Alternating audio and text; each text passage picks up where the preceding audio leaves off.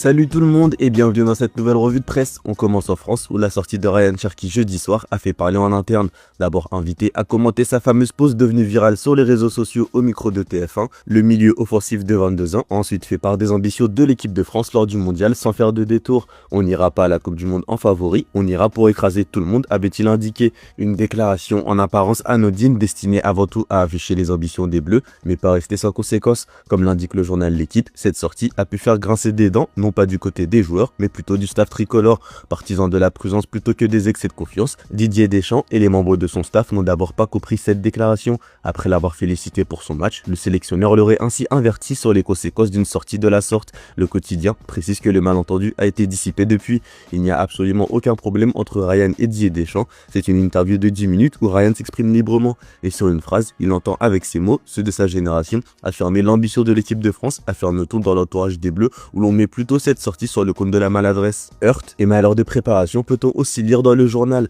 La défaite de l'équipe de France face à la Côte d'Ivoire à Nantes est la première subie par les Bleus en préparation d'un grand tournoi sous Didier Deschamps. Ce revers n'est pas anodin. Sous l'ère Deschamps, le nul contre les États-Unis 1-1 à Lyon en 2018 juste avant la Russie avait eu des conséquences, participant à changer les latéraux Djibril Sidibé et Benjamin Mendy qui avaient perdu leur place au profit de Benjamin Pavard et Lucas Hernandez.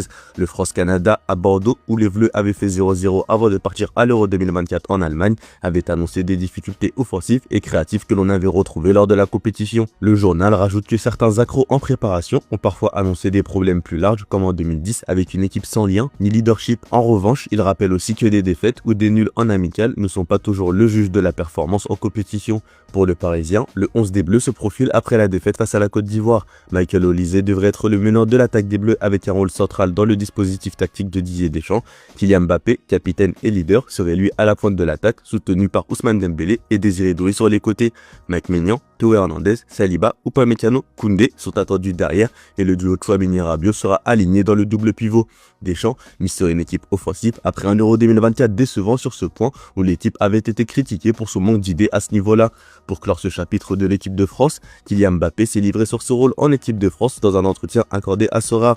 Le joueur du Real Madrid est arrivé à pleine maturité. Il a aussi connu des passages plus compliqués avec les Bleus, mais devenant le capitaine, lui a apporté un nouvel élan. J'étais déjà arrivé au pic de la pression, ça ne pouvait pas monter plus haut, c'était une nouvelle responsabilité et c'est arrivé à un bon moment lorsque j'avais tout connu en équipe de France.